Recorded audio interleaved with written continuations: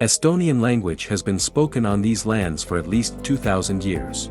The first written verb in Estonian was to sing, mentioned in the Livonian Chronicle 800 years ago. And we sing to this day, alone and in groups. Our song festivals have been bringing together tens of thousands of singers for over 150 years.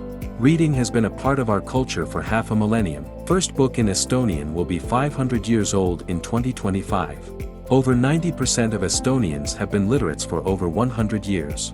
Based on the PISA tests, Estonian children's reading skills are at the top of Europe and the world. The Estonian Reading Association was founded on May 9, 1992. We are members of the International Literacy Association and the Federation of European Literacy Associations.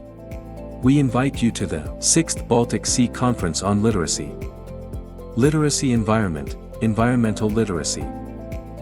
October 4th to 7th, 2025, Tallinn, Estonia.